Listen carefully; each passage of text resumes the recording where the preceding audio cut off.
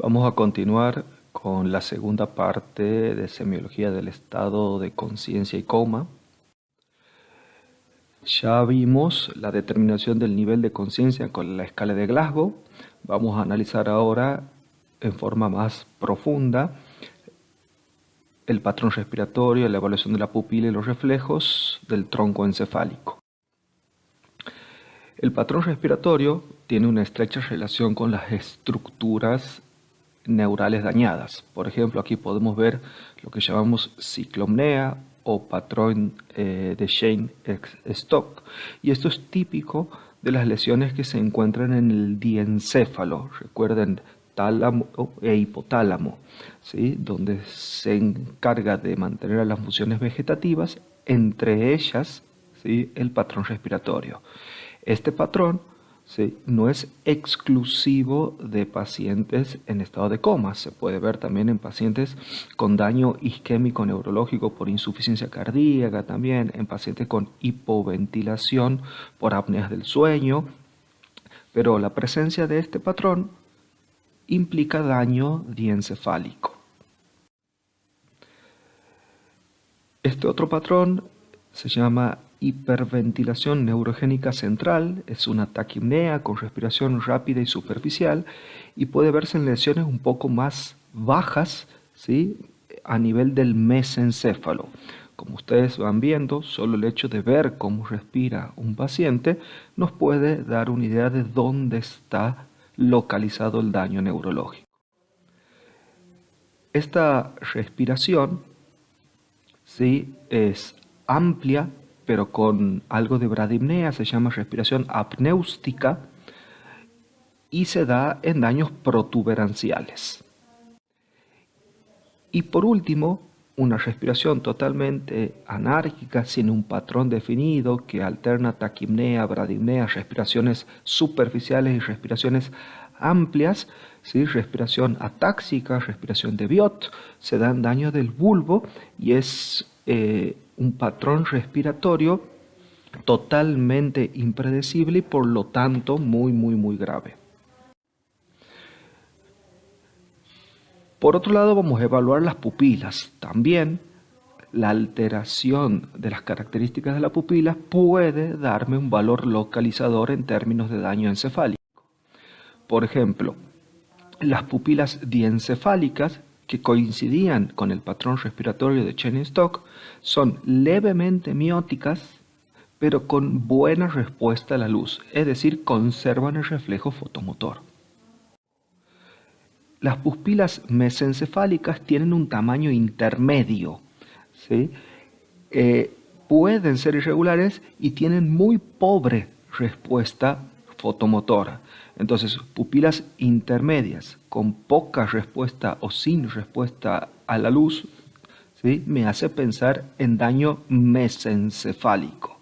Y si recuerdan, este paciente tenía una respiración de hiperventilación central.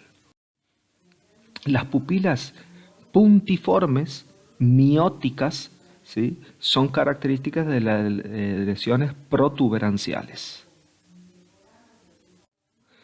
Y midriáticas y arreflécticas, sin respuesta a la luz, típicas de las lesiones vulvares, estados extremadamente graves. Entonces, si ya pude evaluar patrón respiratorio y respuesta pupilar, ya sé qué partes del tronco encefálico podrían estar dañadas. Y a esto lo voy a complementar evaluando los reflejos presentes en el tronco encefálico: corneano, fotomotor, oculocefálicos, oculovestibulares, tusígeno. El reflejo fotomotor, su centro asienta en el mesencéfalo, el corneano en la protuberancia, el nauseoso en el bulbo, los oculocefálicos, ¿sí?, protuberanciales y mesencefálicos, tanto oculocefálicos como oculovestibulares, y el tusígeno en el bulbo. Vamos a ver primero a conocer cuál es la vía involucrada en el reflejo fotomotor.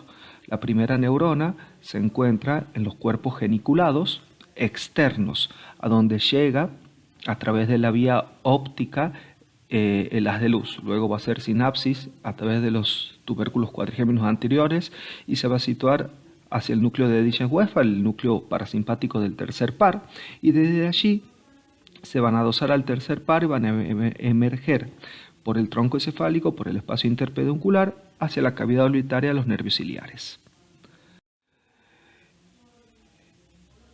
La vía de la iridodilatación, ¿sí?, o la vía simpática cervical, tiene su primera neurona en el hipotálamo, a través del cual, a través de las cintillas ópticas, los axones se van a dirigir pasando por el tronco encefálico hasta el primer segmento medular. Y esto es muy importante porque cuando llegan al segmento medular, desde allí los axones salen junto a las raíces anteriores de los pares raquídeos hacia el ganglio simpático cervical.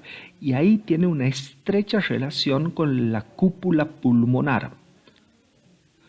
Entonces podemos ver cómo desde el hipotálamo baja, pasando por el tronco hasta los segmentos medulares, desde ahí con los pares raquídeos va a salir y pasa por la cúpula pulmonar. Desde allí va a ir a la cadena simpática cervical, ganglio estrellado, y desde allí se va a dirigir hacia el globo ocular. La lesión, ¿sí?, la lesión de esta vía nerviosa puede generar el síndrome de Horner o de Claude Bernard Horner, lesión del simpático cervical. Esta lesión puede tener múltiples causas, traumática, isquémica, pero clásicamente se habla del síndrome de Pancoast-Tobias cuando un tumor de vértice de pulmón lesiona esta vía. Si bien el síndrome de Pancoast-Tobias no es algo frecuente, se entiende por una tumor a nivel de vértice de pulmón que lesiona el simpático cervical y genera un síndrome de Horner. Eso es un síndrome de Pancoast-Tobias. Sí vemos muchos síndromes de Horner, no por tumores pulmonares, ¿sí? El síndrome de Horner va a tener ptosis palpebral que da una sensación de enoftalmia, miosis y falta de sudoración en una hemicara. El reflejo fotomotor se hace con una habitación en penumbras o a oscuras, ocluyendo uno de los globos oculares y haciendo incidir un haz de luz sobre el otro, observando cómo la pupila se contrae. Siempre se hace con ojos por separado. El reflejo córneo conjuntival, con una torunda de algodón húmeda, ¿sí?, se toca suavemente la córnea y se va a ver cierre palpebral. La vía es trigémino-facial. El reflejo palatofaringeo tiene su vía glosofaringeo vaga, se estimula con un baja lengua el velo del paladar y se ve la contracción de los músculos veloparatinos, puede aparecer náuseas. Aquí tienen los núcleos de los pares craneales de los cuales estamos hablando. Seguimos evaluando los reflejos del tronco encefálico. Ya vimos reflejo fotomotor, ya vimos córneo conjuntival y ya vimos el reflejo velopalatino. Vamos a ver ahora los reflejos oculocefálicos y oculovestibulares. Para esto tenemos que entender la vía de la mirada conjugada. Esta empieza en el área 8 de Brodmann, área motora, ¿sí? Desde allí, junto con la vía piramidal, va a bajar para hacer sinapsis, ¿sí?, con el núcleo del sexto par del lado contrario donde nació la vía, que va a generar mirada extrema, o sea, es decir, va a activar el recto externo de ese lado, y desde este par craneal, ¿sí?, junto con el haz longitudinal medio, se va a decusar hacia el lado donde inició la vía para ascender hasta el núcleo del tercer par para activar el recto interno del globo ocular contralateral. Vamos a ver si la podemos explicar nuevamente la vía en forma más gráfica, ¿sí? Entonces tenemos área 8 de Brodmann, mesencéfalo, protuberancia y bulbo. Esto es tronco encefálico. Núcleo del sexto par, núcleo del tercer par. Motor ocular común y motor ocular externo. Entonces la vía sale del área 8 de Brodmann junto con el haz piramidal para hacer sinapsis con el sexto par motor ocular externo. Este núcleo, al activarse, va a contraer el recto externo del globo ocular del lado contrario a donde inició la vía. Desde este núcleo, el fascículo longitudinal al medio va a ascender decusándose hasta el tercer par. Y desde el tercer par va a activar el recto interno del globo ocular del mismo lado donde inició la vía. Por lo que si yo activo el área de la mirada conjugada derecho, tendré mirada izquierda y viceversa. Ahora, a nivel del mesencéfalo, tengo la tienda del cerebelo que me va a diferenciar en estructuras supratentoriales e infratentoriales. Podríamos decirle estructuras altas y estructuras bajas, ¿sí? Según corresponda.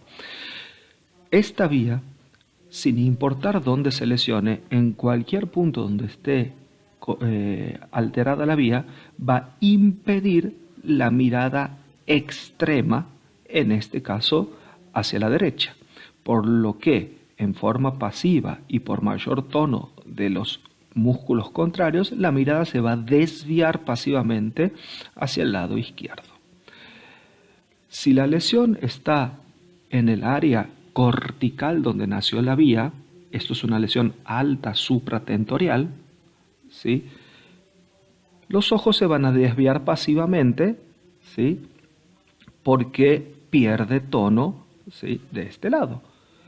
Entonces, cuando la lesión es alta, podemos decir que la mirada conjugada se desvía y mira la lesión. Ahora, si la vía se lesiona en forma baja o infratentorial, pasa exactamente lo mismo. No se puede mirar hacia la izquierda y la mirada se desvía pasivamente. Pero aquí la lesión, ¿sí?, se encuentra del otro lado porque la vía ya se decusó. Por lo que cuando las lesiones son infratentoriales, uno puede decir que mira hacia el lado contrario de la lesión. Y desde allí se propuso la mnemotecnia, donde dice que entre estas situaciones, al que está arriba lo miran todos. Si tengo una lesión alta, miro hacia la lesión, y al que está abajo no lo mira nadie. Si tengo una lesión baja, miro al otro lado de la lesión, entendiéndose por lesión alta y lesión baja, supra o infratentoriales. ¿Cómo estudiamos la mirada conjugada? Bueno, vamos a observar reflejos oculocefálicos. Es decir, vamos a girar la cabeza de derecha a izquierda de un lado hacia el otro mientras mantenemos los ojos abiertos, y se debe observar cómo los ojos se desvían pasivamente hacia el lado contrario de donde se gira el cráneo. Esto es normal. La ausencia de este movimiento implica daño de la vía de la mirada conjugada, por lo tanto daño a nivel del tronco encefálico. Los reflejos oculovestibulares, ¿sí?, se realizan instilando agua fría, esto es agua de caño, aproximadamente a 20 grados centígrados, ya que el cuerpo está a 37 grados, en un oído durante 30 segundos. Esto va a generar nistagmo con fase rápida, alejándose del oído estimulado con agua fría. Esto es normal. La ausencia de nistagmo o el movimiento pasivo de los ojos hacia el lado estimulado implican daño del tronco encefálico. Entonces vamos a ver algunos ejemplos, ¿sí? Este es un paciente con reflejos oculocefálicos normales, un paciente en coma, conectada a ventilación mecánica, y se puede ver cómo los ojos se desvían hacia el lado contrario de donde uno realiza el movimiento. A diferencia de este paciente que tiene óculos cefálicos ausentes. los ojos permanecen casi inmóviles. Los mismos casos vamos a realizar con una jeringa, con agua fría, temperatura ambiente, previa otoscopía. ¿Sí? Es una maniobra molesta, solo se realiza en pacientes en coma. Y al instilar se va a observar, ¿sí?, nistagmo de la paciente con desviación hacia el lado contrario del estimulado. Esto es normal.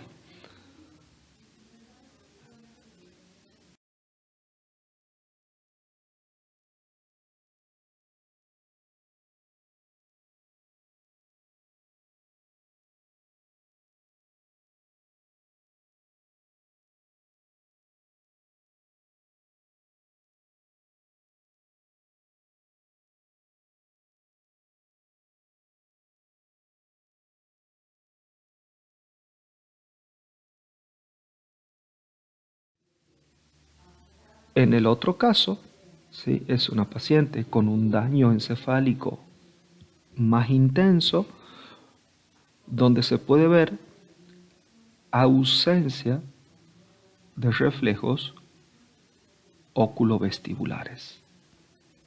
Siempre rectificando el conducto auditivo, inyectando lentamente y previa otoscopía para verificar que que el tímpano no esté lesionado para no generar otitis. A veces se desvía pasivamente los ojos hacia el lado estimulado, lo cual es patológico, o directamente hay ausencia de respuesta. Esto implica grave daño del tronco encefálico. Estas maniobras pueden realizarse, son seguras, han caído un poco en desuso, dado sí, que en la actualidad tenemos imagenología que nos brinda mucha información.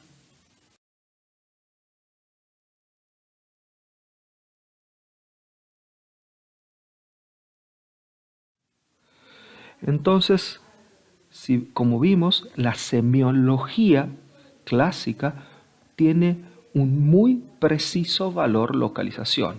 Por ejemplo, cuando el daño está en el diencéfalo hipotálamo, el paciente va a estar somnoliento o en coma, con respiración Cheyne-Stokes, pupilas pequeñas pero con respuesta a la luz, conserva los óculos cefálicos, los óculos vestibulares, ¿sí?, y la postura o el tono puede ser normal. Ahora, a partir de aquí ya tengo lesiones mesencefálicas.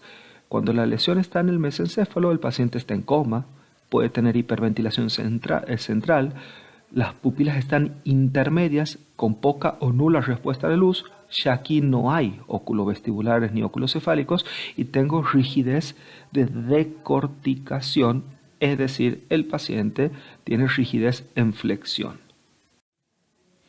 Si la lesión es en protuberancia, el coma ya es profundo, hay respiración apnéustica, esta respiración amplia pero con bradipnea, pupilas puntiformes, mióticas, pero con respuesta a la luz, sin óculos cefálicos, sin oculovestibulares y una rigidez en descerebración, rigidez en extensión.